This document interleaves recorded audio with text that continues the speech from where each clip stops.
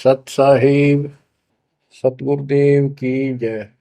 बंदी छोड़ कबीर साहिब जी की जय। बंदी छोड़ गरीबदास जी महाराज जी की जय। स्वामी राम देवानंद जी गुरु महाराज जी की जय हो।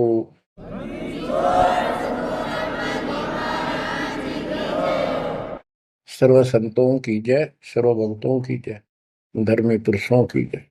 श्री काशी धाम की जय, श्री सुडानी धाम की जय, श्री क्रोथा धाम की जय, श्री बरवाड़ा धाम की जय। सत साहिब ग्रीवन्योली नाद सुभान गति, लड़े भुजंग हमेश, जड़ी जानो नाम जगदीश है, विष नहीं व्यापै शेष। संत गरीबदास जी महाराज परमात्मा से प्राप्त अध्यात्म ज्ञान को कितने सुंदर तरीके से प्रमाण के साथ पेश करते हैं कि परमेश्वर कबीर जी का जो नाम है ये ऐसा जबरदस्त है। कबीर साहब ने बताया कि कबीर जैसे फनपति मंत्र सुन, रख पुन सुकोड़े, ऐसे बीरा मेरे नाम से, गाल चले मुंह मोड़े। ये तो कबीर साहब ने स्वयं बताया। जैसे फनपति सर्प और गारुड़ के मंत्र को सुनकर उससे इतना डर जाता है कि अपने फन को इकट्ठा करके भागने की चेष्टा करता है, ऐसे मेरे नाम से, कबीर नाम से, उस सच्चे मंत्र से यू काल चले मुंह मोड़, ऐसे काल दूर भाग जाता है। गरीबदास जी कहते हैं, यम किंकर कर जोड़ चले तिस देख रे, धर्मराय के अंक मिटावे लेख रे, जीव जुनी नहीं जा बाठा डे गही, दर्ग मंज हजूर पकड़ छे की बही। गरीबदास जी आंखों देखा परमात्मा की शक्ति का वर्णन करते हैं कबीर जी का, कि उनको देख कर यम के दूत हाथ जोड़ के और दूर चले जाते हैं। और फिर परमात्मा ने धर्मराज के दरबार में जाके मेरी बही निकाली। बही वो बुक, वो पैड जिस पे अकाउंट लिखा था, और परमात्मा ने कहा ये मुझे दो, ये मेरा भक्त हो गया, इसने मेरी दीक्षा ले ली। वह पैड पाट दी दाता ने वहीं पर और फेंक दी कूड़े में।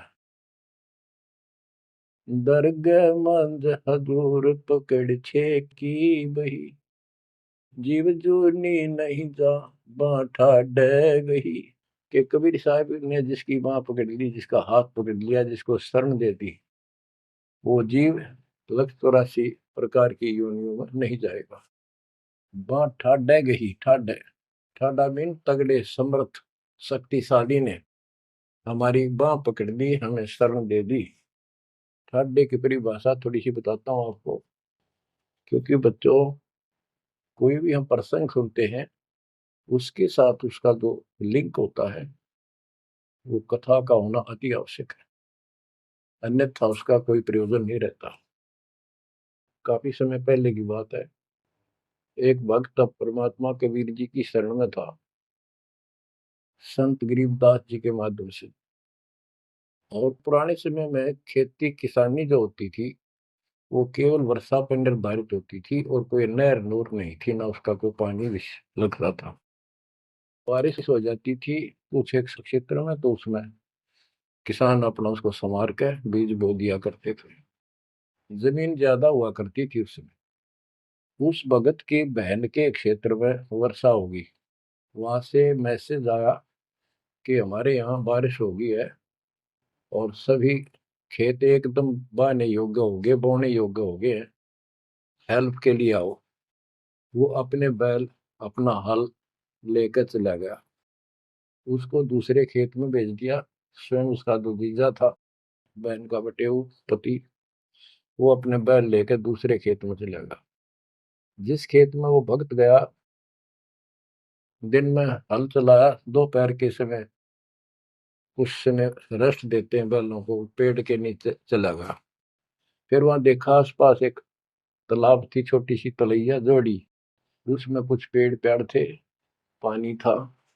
बैलों को पानी पिलाने चला गया तो वहां एक मंडी बनी हुई थी, यादगार सी, छोटी सी चबूतरा सा बना के। उस पे एक बेली गुड़की रखी थी। बेली पहले 5 किलो का कट्ठा ही बना करते, वो विशेषकर चढ़ाने के लिए होता था, भेंट। अपने देवी देवताओं को किसान चढ़ाते थे, बोल देते थे पहली फसल का पहला वो 5 किलो ऐसे पीर का चढ़ाओ, वो पीर की मंडी थी। तो वो जो एक का डला सा था मोटा, 5 किलो का, 5 शेर का, उसको उठा लाया वो भक्त। कुछ आप खाया, कुछ बैलों को खिला दिया, अपना काम करके शाम में घर पर आ गया, सो गया। रात्रि के 12 बजे के आसपास एक 4.5 फुट का, टोपी सिर पे, सफेद कपड़े, दाढ़ी, जैसे मुसलमान वेशभूषा हो, आके उससे 10 फुट दूर खड़ा होके और कहने लगा, तेने मेरा गुड़ कैसे खा लिया, तेरी हिम्मत कैसे पड़ गई, तो ठाड्डे की शरण में है, इसलिए बच गया, न तुझे मारता और तेरे दोनों बैलों को मारूंगा। मेरी पार नहीं बसाई, और कति लाल आंख कर रखी, और बहुत गुस्से में था। यूं कह के वो चला गया। भगत को भी फिर थोड़ा सा एहसास हुआ, यूं के भला थी। बाकी इतना तो विश्वास था कि समर्थ की शरण में हो, इस तरह के कुतरुओं का कोई बहुत नहीं। फिर भी मन में था, भी कहते ये बात हुई तो हुई क्यों, ऐसा के कारण हो गया। उसने अपनी बहन से पूछा कि बहन, ऐसे ऐसे उस मंडी पे गुड़ चढ़ा रखा था आपके खेत में, किसकी बना रखी है वो आपके खेत के बराबर में, जोड़ी पे, तालाब पे। तो उसकी बहन बोली, के बात हुई भाई, क्योंकि एक बेली चढ़ा रखी थी, किसी ने गुड़ की तो रखी थी, मैं ठा लिया, उड़ा कुत्ते खाओ उसने, मन बहन आती खिला दी, कुछ आप खा ली। उसकी बहन बोली, रे के क्यों जुल्म कर दिया तेने, को उठा लिया तू वहां से। रोड लागी नो सुनते ही। भाई बोला, मेरी तो सुन ले सारी। वो एक इतने 4.5 फुट का, 4 फुट का आदमी होगा, और सफेद कपड़े पहन रखे, ऊपर टोपी, मुसलमान टाइप सा था, और मेरे से 10 फुट दूर खड़ा होगा, रात को आया। और इन्होंने बोला, तेरी हिम्मत कैसे पट गई, मेरा गुड़ उठा लिया, तने खा कैसे लिया। मैं बोला, नहीं वो आप पे बोलेगा। ने बोला, तू ठाड्डे की शरण में है, न तुझे मारू और तेरे दोनों का लाल मारू। लाल आके रखी थी, और नो कहकर चला गया वापस। वह भेड़ और फूट फूट कर रोने लगी। बोला, रे तो मेरा काला मुंह कराओ, के जवाब दो, माने न्यू सहरू से तने के वो है गुड़ पाया खाने को, हमारे आप सारे गुड़ की कमी है यहाँ पर।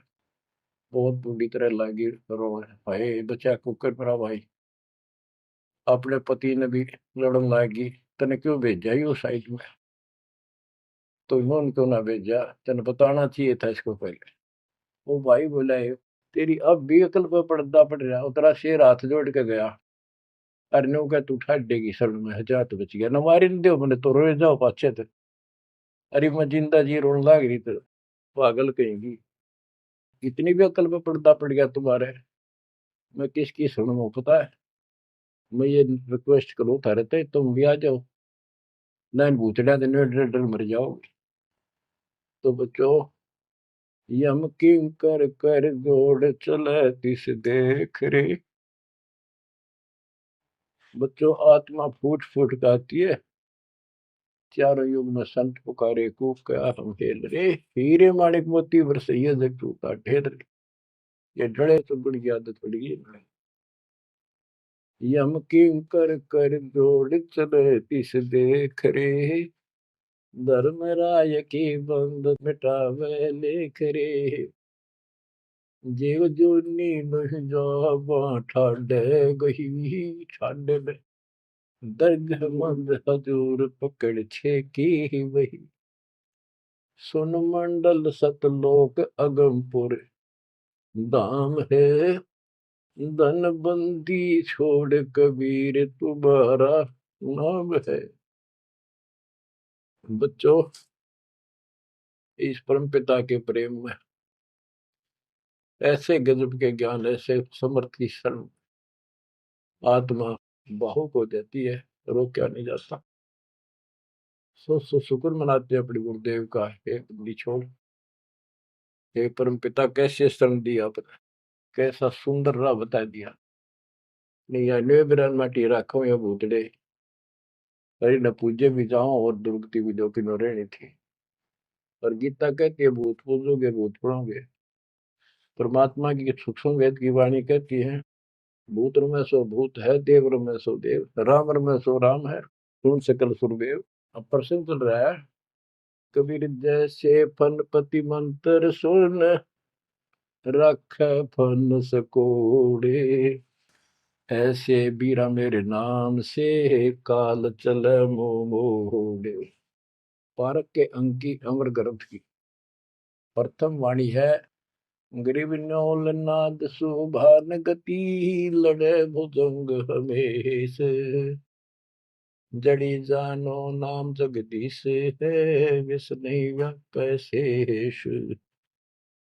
जैसे एक नेवला होता है, सारा 9 इंच का प्राणी, और वो 10 फुट के सांप को, सर्प को, भुजंग को मार देता है। कैसे मार देता, उसके पास एक ट्रिक है।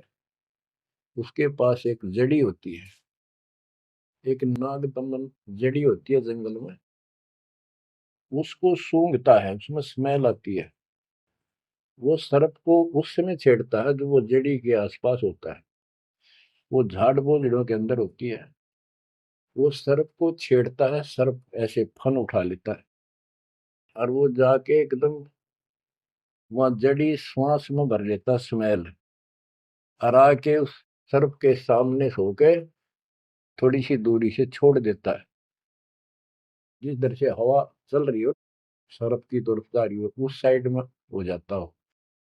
सर्प को उससे चक्कर आने शुरू हो जाते उस स्मेल से, उसका जी घबराता है और वो भागने की चेष्टा करता है। नेवला फिर उसके गर्दन पे बैठ जाता है, मुंडी पे पीछे के, और वहां मुंह के ऊपर फिर वो स्मेल छोड़ता ही रहता है। उसको अचेत करके फिर पकड़ कर उसको मार डालता है, काट देता है। तो बच्चों, गरीबदास जी ने बताया कि कबीर परमेश्वर का यो सच्चा नाम सतनाम और सार नाम। सार नाम है, ये है मेन चीज। सतनाम भी बहुत शक्ति हो जाती है इन दोनों के मेल से। जैसे दो जड़ियों को मिला दिया जाए, उसका कुछ अलग से स्ट्रॉन्ग दवाई बन जाती है, मेडिसिन। और तीसरी मालिक मिला, मालिक का जो सार नाम है, वो तो कहना ही क्या है। तो हमारा जो मोक्ष जो होगा इन सभी मंत्रों के जाप से होगा। ये हमारी साधना है, पूजा हमारी सार नाम है। बच्चों, जैसे एक छोटा सा सर्प उस जड़ी की ताकत से, स्मेल की ताकत से जो श्वास में भर के लाता है, इतने तगड़े लंबे सर्प को कंडम कर देता है। ऐसे ही परमात्मा के इस नाम के सिमरन श्वास के द्वारा करने से, तो ये बताया कि ग्रीव न्योल नाद सुभान गति, लड़े भुजंग हमेश, और जड़ी जानो नाम जगदीश है। जगदीश सारी सृष्टि के मालिक का जो असली नाम है, वो जड़ी है, वो नागदम जड़ी है। अब जैसे सतनाम भी बहुत ताकत रखता है, ये हमारी साधना है। जैसे प्रथम मंत्र सतनाम, ये साधना है। सार नाम हमारी पूजा है। पूजा और साधना में अंतर होता है। कबीर साहब हमारा पूज्य है। साधना वो होती है, जैसे हमने जल की आवश्यकता है तो हैंडपंप लगाते हैं। हैंडपंप के लिए बोकी और पाइप, बोकी मारते रहते हैं, मिट्टी बार डालते रहते हैं। सतनाम की बोकी श्वास उश्वास से मारकर जब वो पानी के लेवल पर पहुंच जाती है, वो बोर, तब उसमें पाइप लोअर करके फिर उसके ऊपर एक मशीन बांधी जाती है, वो सार नाम है। और मशीन से फिर उसको चलाया जाता है। वो हमारा पूज्य इष्ट है, वो सार शब्द है। जो हमें चाहिए था ऐसे मिलेगा वो सुख, परमपिता परमात्मा के सच्चे दरबार का। तो गरीबदास जी कहते हैं वो मंत्र, वो जो सार नाम है, वो जड़ी जानो नाम जगदीश है, परमात्मा जगदीश कबीर साहब का सार नाम। वो नाग दमन जड़ी बूटी है, वो काल दमन। और विष्णु व्यापक शेष, छोटे से सांप की बात छोड़ो, शेष नाग जो सबसे बड़ा ताकतवर 1000 फुट का बंदर है, यानी काल 1000 भुजा का ताकतवर है, ये भी निकट नहीं आ सकता। बच्चों, किस्मत सराहा करो अपने, 100 गुण गाया करो। गरीबदास जी कहते हैं, गरीब साधों से ते मस्करी, ये चोरों नाल खुशाद, मल अखाड़ा जीतेंगे ये युगन युगन के माल। माल, रेसलर, पहलवान, इन नकली गुरुओं से तो खुश है सारा संसार, साधों से ती मस्करी, इन चोरा नाल खुशाद। हाय हाय, इन चोरों से, झूठे गुरुओं से खुश, और साधु संतों के मजाक करते हैं। ये तो मल अखाड़ा जीतेंगे युगन युगन के बाद। आप हो वो युगन युगन के माल। बच्चों, आपको बहुत बार प्रमाण दिए जाते हैं, देता ही रहूंगा आखिरी सांस तक, क्योंकि सिलेबस यू है। टीचर सारा साल सिलेबस पढ़ाता है, उल्टा सुल्टा उन्हें कोई रट्टा लगवाता है, और तब बच्चे सफल होते हैं। परमात्मा योगों से आपके साथ है। सतयुग में राजा अम्बरीश एक बहुत बड़े धार्मिक राजा हुए हैं, और खूब यज्ञ किया करते थे, भंडारे करते थे, ब्राह्मणों को खूब धन दान करते थे, लागड़ गऊ बांटा करते थे, 1000 लागड़ गऊ बांट देते। लागड़ माने बच्चे वाली, ब्याई हुई, दूध वाली। भोजन भंडारे करवाते थे, दक्षिणा देते थे। जैसा भी लोक वेद सुना था, गुरु जी ने बताया था, ऋषियों ने, वो सारा कुछ करते थे। परमात्मा वहां भी साथ रहते हैं, उनकी इज्जत रखते हैं भक्ति की, और बीच बीच में उनको समझाने की चेष्टा की, कोई ऋषि रूप बनाकर अम्बरीश जी को सच्चा मार्ग बताया, खूब ध्यान से सुना और नाम लिया। लेकिन वो ऋषि वहां सैकड़ों और मालिक एक। आखिर में राजा अम्बरीश भी हाथ खड़े कर गया, मालिक की साधना छड़ दी, और वो ऋषियों वाली वो शुरुआत कर। इतने अच्छे भगत विष्णु जी के बने हुए थे। बच्चों, अब हंसी भी आती है, दुख भी होता है। गरीब वेद पढ़े पर भेद न जाने, वाचे पुराने ठारा, और पत्थर की पूजा करे, भूल गए सृजनहारा। वेद पढ़ा करते ऋषि उस समय, केवल वेद। पुराण तो इनकी अपनी रचना है, फिर वो सा लिखते चले गए, और सारा वेद के विरुद्ध साधना करते करते और कराते थे। विष्णु जी की पूजा करे, और गीता क्या कहती है, तो चारों वेदों का सारांश है। विष्णु 3 गुणों में से एक सतगुण है। इन तीनों गुणों की भक्ति तक गुण में माया के द्वारा जिसका ज्ञान हरा जा चुका है, यानी इसी तक सीमित है, जो राक्षस स्वभाव को धारण किए हुए मनुष्यों में नीच दूषित कर्म करने वाले मूर्ख, ये मेरी भक्ति ना करते। तो अम्बरीश वही साधना करता था, लेकिन पिछले संस्कार किसी, जैसे भी चल रहा भक्ति युग बच्चों, आप इन बातों को बार बार सुनोगे तो आपके दिल में समा जाएगी अकाड़ी सच्चाई ये है। अब ये भक्ति काल शुरू हो गया, मोक्ष काल समझो। इसमें हजारों वर्षों तक चलेगा, अरबों भगत बच्चे बेटा बेटी पार होंगे, जो चलेगा जो भी लाखों वर्ष और भी चलेगा। लेकिन वो साधना करते रहेंगे, लेकिन उनका विश्वास इतना नहीं बनेगा, वो फिर यही रह जाएंगे काल के जाल में। उन्हीं में से फिर, क्योंकि उनकी भक्ति जबरदस्त है, शास्त्र अनुकूल है, अगले सतयुग में उन्हीं पुण्यात्माओं को काल जन्म देगा, उनको पहले ऊपर के लोकों में रखेगा। ऊपर के लोकों में, स्वर्ग में देवता हजारों लाखों वर्ष वहां रहेंगे। यानी एक कोल्लू के साथ चक्कर है, चैन है, चैन। उस चैन पर जैसे डाल देते हैं, ब्रह्म लोक में गए, फिर चक्कर काटते काटते विष्णु लोक, शिव लोक, सारे अपने कर्म फोड़ के भोग के खत्म करके, फिर भी उनके पुण्य इतने बच जाते हैं कि सतयुग में जन्म देते हैं उनको। और सतयुग में भी अच्छे पुण्य कर्मी फिर राजा बनते हैं। और वह भक्ति, ये वाली भक्ति कसक और वो शेष बची ताकत फिर भी साथ रहती है। और इस कारण से भगवान भी उनके साथ रहना पड़ता है।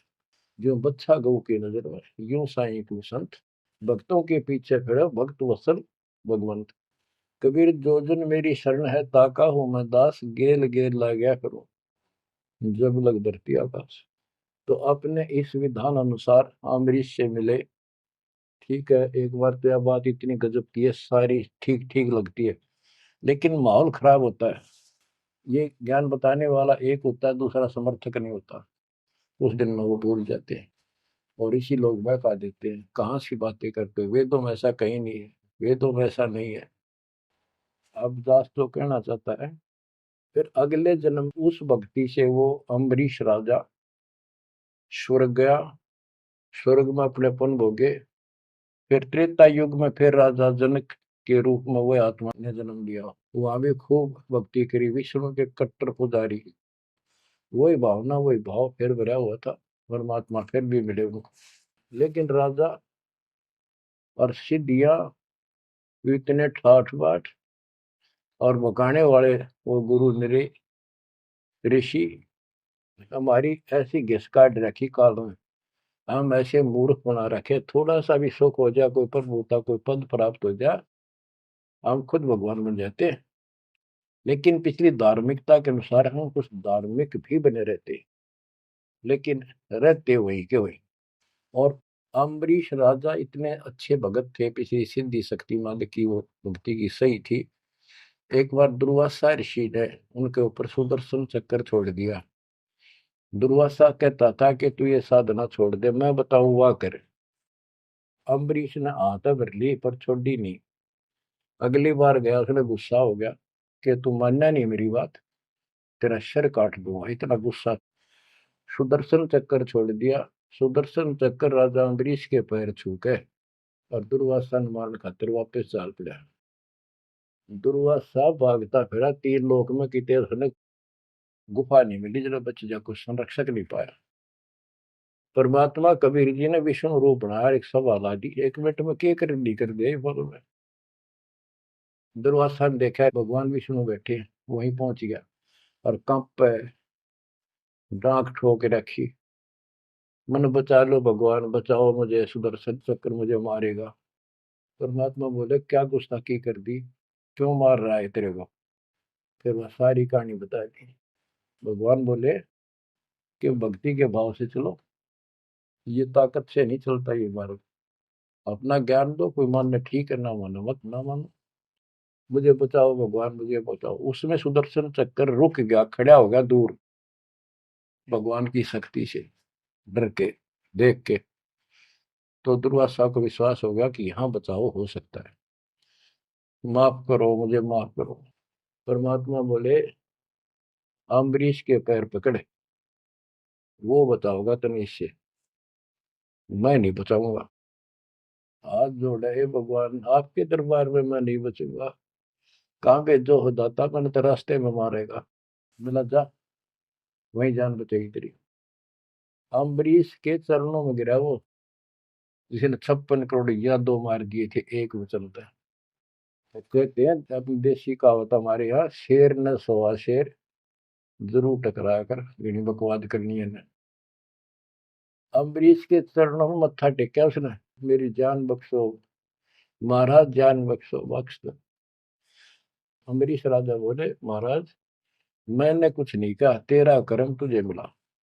और वो सुदर्शन चक्कर हाथ से पकड़ लिया राजा अम्बरीश ने और ऑफ कर दिया, शांत हो गया। बोला ले जा तेरी तोब। और भक्ति के भाव रहना चाहिए इंसान। बच्चों, अम्बरीश राजा की इतनी महिमा होगी, ऋषि भी हैरान थे जो उनके गुरु लोग थे। वो नहीं छोड़ कहते, मन तू सुख के सागर बस रे, और न ऐसा यस रे। तू सुख के सागर बस रे, ये झूठे यशों में कुछ नहीं धरा। वह सतयुग में महिमा होगी, फिर राजा जनक बन गए। राजा जनक वही भाग्य बाबा नानक बने। जब एक सुखदेव नाम के बाल ब्रह्मचारी माँ के गर्भ से भक्ति ले रहे थे और आकाश में उड़ जाने की सिद्धि थी। उस अर्धी की गांठ से पंसारी बढ़ जाते ये अपने बराबर किसी ने नहीं समझा था। राजा जनक के पैरों में पड़कर स्वर्ग तक जाने का विरोध करवाया। वो मोक्ष तक वो दूर की बात है, वो तो मार्ग ही नारा है। गरीब सुखदेव ने 84 भुगती बिना पजावे खरगो, तेरी क्या बुनियाद परानी, तू पेंडा पंथ पकड़ो। के सुखदेव जैसे ऋषि जिसकी टूटी बोला करती सारे देवता उसका सम्मान करते थे, बड़ा पहुंचा हुआ है, वो भी फिर 84 लाख योनियों में गया। राजा जनक से दीक्षा ली। पहले तो यूं कहता मैं बाल ब्रह्मचारी ब्राह्मण ऋषि, जनक विदेही राजा भाई कैसे शीश नवाऊं जाई। सुखदेव बोले ज्ञान विवेक का हमने स्त्री का मुख नहीं देखा। राजा के 10,000 रानियां। तो गरीबदास जी कहते हैं गोरख से ज्ञानी गणे सुखदेव जति जिहान। वो अपने आप को जति मान रहा था। और सीता सी वो बारिया संत दूर स्थान। संत के घर बहुत दूर है, इन बात का तो नहीं भाई इसने ब्याह करवा रखा है, इसका न्यू हो रहा था, ये संत कैसे हो सकता है। 10,000 रानी थी, फिर भी उस नकली थे दो भी अच्छा था राजा जनक। बच्चों ये मूल ज्ञान है, ये निचोड़ है, निष्कर्ष है, ये तत्व ज्ञान है। और राजा जनक रूप में बहुत गणे यज्ञ किए, बहुत प्रमाण है पुराणों में। बहुत धर्म भंडारे लाए, यानी दूध वाली गाय बाटी साधु संत, तो वो धर्म पुण्य बन गए। अब देख काल कैसे ठगी करता बच्चों, सारे पॉइंट याद रखने पड़ेंगे, बेमतलब अपने धन ने खोया नहीं करते। राजा जनक और सुखदेव विमानों बैठकर स्वर्ग जान लग रहे। रास्ते में 12 करोड़ आत्माएं नरक में तंग पा रही थी, हाहाकार मचा रोवे।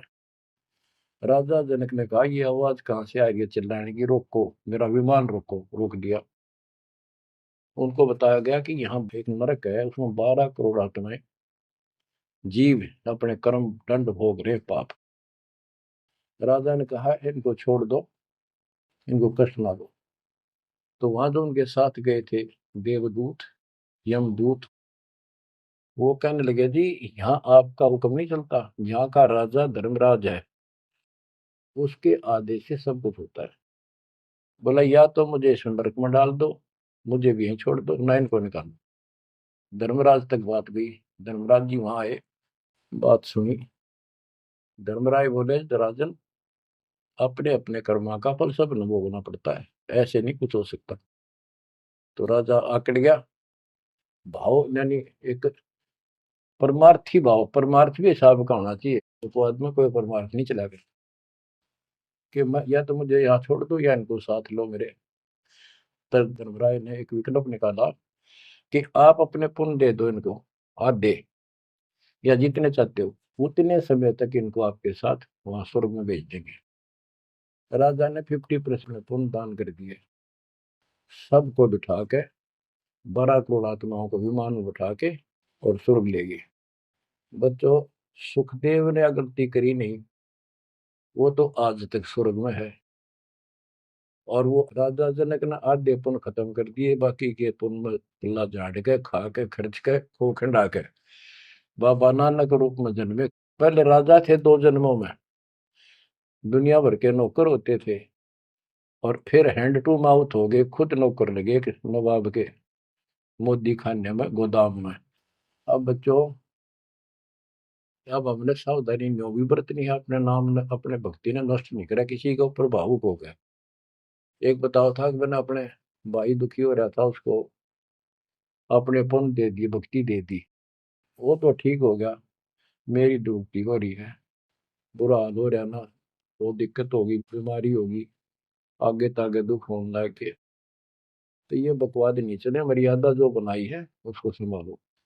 तो कहने का भाव ये है कि आपको इस पॉइंट पे लाना चाहता हूं। अब राजा जनक राजा थे, राजा अम्बरीश राजा थे वो बाबा नानक बने, खुद नौकर लगे राजा के। अब यहाँ आकर हमारी बात टिकती है कि साधों से ती मस्करी चोरा नाल खुशाल, मल अखाड़ा जीतेंगे ये युग युग के बाद। यानी भक्ति की चाह, भगवान की चाह उनके में तब भी थी, पर एक्सरसाइज गलत थी। अब परमात्मा फिर मिले उनको आकर के। अब वो भौतिक धन में निर्धन थे, पर अध्यात्म धन के भरे पड़े थे। पिछले पुण्य गजब के थे भक्ति वाले। एक तो धर्म कर्म किए होते हैं वो, और एक होते भक्ति की शक्ति। वह न्यो की नो डटी थी उसकी, वो पुण्य खत्म कर दिए थे उसने। तो वो भक्ति उस कारण से परमात्मा फिर आकर मिले। अब वो हैंड टू माउथ था, सुन ली। राजा होता तो तब भी ना सुनता। तो बच्चों, आज आप से कितने निर्धन हो और कितने धनवान हो, आप उस मालिक के सच्चे बच्चे हो। पिछले जन्म जन्मांतर से आप भक्ति करते हुए आ रहे हो। अब परमात्मा ने अपना वो धन देखना है। कबीर सब जग निर्धना धनवंता नहीं कोई, धनवान वा को जानियो जहाँ पर राम नाम धन वही है। आपके पास वो राम नाम का धन भरा पड़ा है। और जैसे सुकुच मीन मिलता नहीं भाई, स्वाति सीप सब अड़ ही जाई। सुकुच मीन सतगुरु हो आया, जिन परमात्मा का भेद बता। जैसे सीप और मोती का उदाहरण दिया जाता है कि स्वाति भी मिल गई सीप को, ऊपर की बूंद, मोती भी बन गया। लेकिन एक सुकुच मीन जब उसमें टक्कर ना मारे, उसने खुल नहीं, तो वह मोती माए गड़ गया और वह सीप भी मर गया। तो बच्चों, ये भक्ति धन थारा इब कभी नहीं गड़ मर जाता, सतगुरु ना मिलता था। तो अब आपका वो मोती सुरक्षित है। अब कहते सुकुच मीन सतगुरु हो आया, जिन परमात्मा का भेद बता। तो बच्चों, फिर बाबा नानक को मालिक ऊपर लेकर गए और उनको वो सच्चा राह बताया। उसके बाद उनकी जिंदगी बदल गई। यानी पहले वकील हो रहे थे काल के, सुने नहीं थे। अब जो बाबा नानक जी हिंदू धर्म में जन्मे थे, खत्री गोत्र था, और भगवान विष्णु कृष्ण राम कुर्बान थे इनके ऊपर। गीता का पाठ ब्रजलाल पांडे से पढ़ा करते थे और गीता पढ़ते थे। दाता मिले तो खूब तर्क वितर्क किए। आखिर में बोले अखा वेखूं तो मानो। तो परमात्मा ने आई विटनेस भी बनाने थे। बेई नदी सुल्तानपुर के साथ से बह रही है। सुल्तानपुर में बाबा नानक की बड़ी बहन ब्याह रखी थी। वह अपनी बहन के वहां रहते थे, नौकरी करते थे नवाब के। सुबह सुबह स्नान करने जाया करते थे उस नदी पे। वहां परमात्मा ने 2-3 मीटिंग करी। तीसरी बार जब आए, ने बोले आंखें देखो जो मानो। बात सारी समझ में आ गई। गीता बार बार देख ली, पढ़ ली, सच्चाई भगवान कोई और है। और चाव भी थे, पर पुराना ज्ञान और कोई नो समर्थक नहीं गया, बात सच्ची है। तो वो कहने लगे आंखा देखो तो मानो। कबीर साहब और बाबा नानक जी परमात्मा समकालीन थे। बाबा नानक जी का जन्म सन 1469 में हुआ, 1469 में। और 1539 में वो शरीर छोड़ के गए। और परमात्मा जी 1518 में गए। तो 1469 से 1518 तक समकालीन थे। तब आंखों देखा सतलोक 3 दिन तक नानक साहब जी का शरीर कहीं और छुपा के उनकी आत्मा को लेके गए, फिर छोड़ा तीसरे दिन। उसके बाद तो दुनिया बदल गई उनकी। वो सब पूजाएं त्याग माल की शरण में आ गए। घर में विरोध, सारे समाज में विरोध है। उसके पिता भी बहुत दुखी हो गए, तो के पैदा हो गया हमारे, देवी देवताओं को ऐसा गलत बोलता है। तो बहुत परेशान हुए। लेकिन जब आंखों देख ली, कौन सुने किसकी। सूरवीर होते हैं संत, संत सिपाही और शेर पीछे नहीं हटते। तो बच्चों, सारा ज्ञान सत्संग से होता है। परमात्मा का और उस प्यारी आत्मा का, आत्मा और परमात्मा नानक साहब का सत्संग हुआ। सत्संग से बात स्पष्ट हुई। अब पारक के अंक की वाणी सुनाता हूँ कुछ। साधों से ती मस्करी ये चोरा नाल खुशाल, मल अखाड़ा जीतेंगे ये युगन युगन के माल। अब वो बाबा नानक युगन युगन के माल थे और वह जीते, डट के खड़े हो गए। फिर जब ज्ञान समझ में आ गया, सारा संसार मीराबाई थी युगन युगन की माल, सत्संग में जाना ना छूटे माँ, फिर जल के मरो संसार। तो बच्चों इस स्थिति में तुम नहाना पड़ेगा एक दिन, जब जाता राजी होगा।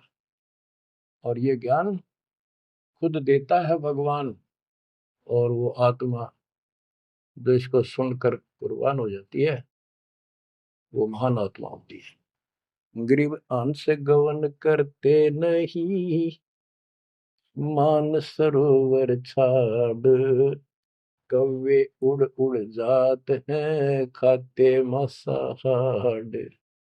हंस और कौवे और बुगले सब पक्षी कहलाते हैं। हंस उस मानसरोवर को नहीं छोड़ता जहां उसका आहार मोती होते हैं, और कौवे वहां टेके नहीं, क्योंकि उन्हें तो जगह जगह जाकर मांस खाना, हाड खाड़े हाडों का मांस चाटना, किसी पशु के जख्म में चोंच मारना, ये कौवियों जैसी व्यक्ति के लोगों का स्वभाव होता है कि दुखी उनका अपना उल्लू सीधा हो, स्वार्थ सिद्ध हो, ताकि अगला कितना दुखी हो। ये कौवे जैसे जीव होते हैं। अब यहाँ बताते हैं, कबीर साहब कहते हैं, गरीब अंश गवन करते नहीं, मान सरोवर छाड़, कौवे उड़ उड़ जाते हैं खाते मांसाहाड़। गरीब मान सरोवर मुक्ति फल, मुक्ता हल के ढेरे, कौवा आसन न बंद जब भूमि दीन सुमेरी। गरीब कौवा रूपी बेक है, ना प्रतीत यकीन, 68 का फल मेटे करे भये दीन बेदीन। गरीब हंस दशा तो साध है, सरोवर है सतसंग, मुक्ता हलवाणी चुगे फिर चढ़त नवेला रंग। अब स्पष्ट कर दिया कि ये सत्संग जो है ये मानसरोवर है, और भगत साध ये हमारे हंस हैं। अब कौवे बुगले तो मेंढक मछली अड़ंगा कुवाड़ बकवाद करते हैं, और हंस केवल मोती खाता है। इसी प्रकार निर्विकार जो भगत आत्मा बन गए, बेटा या बेटी, वो हंस जैसे हैं, वो केवल मालिक की वाणी, परमात्मा की भक्ति और धर्म कर्म रूपी मोती खाते हैं। और फिर ये मोती खा के, यानी सत्संग वचन सुन के, फिर चढ़त नवेला रंग, एक अजब गजब रंग रंग जाता है उसकी आत्मा में। आत्मा इतनी मजबूत हो जाती है जैसे बाबा नानक की होगी, जैसे मीराबाई की होगी, ऐसी आपकी भी होगी, इस सत्संग से होगी। बच्चों, ये सत्संग मिला ही नहीं था अपने को आज तक। या परमात्मा की कलम तोड़ कृपा आप पर देखो ना, कितना होने लाग रही रहे उस बालक ने, उस परमात्मा ने, कि ये वो वचन याद कर लो, सतगुरु जो चाहे सो कर ही 14 कोट दूत जब डरी। ये जो चाहे सो कर लो, ये प्रमाण देख यो कर दिया। ऊत भूत चमतरास निवारे, और चित्रगुप्त के कागज पाड़े। पुण्यात्माओं, धन्य आपके माता पिता जिनसे जन्मा, और धन्य आपकी किस्मत, धन्य आपकी पिछली करनी, और धन्य आपके इस समय को कि आपका जन्म किस समय में हुआ है। इस मालिक के प्रयत्न को, दास के इस प्रयत्न को हल्के में ना लेना। पुण्यात्माओं, उस दाता की अमर कथा आपके हृदय में भर रहा हूं, ये अमृत हार आपको करा रहा हूं। बच्चों, कुर्बान हो जाओ। समय पहचान दो, टाइम बार बार नहीं आता होगा आपका। ये संसारिक धंधे थे कर कर मर लिए, इनमें फिर भी पूरा ना पटता। इस मालिक की तरफ ध्यान ज्यादा दो, हर चीज में बरकत दिखा दूंगा, नारी नारी। परमात्मा आपको मोक्ष दे, आपको समय दे, इस अनुभव रतन, इस मानसरोवर बनाने का, आत्मा के मैल कटाने का। सत्साई।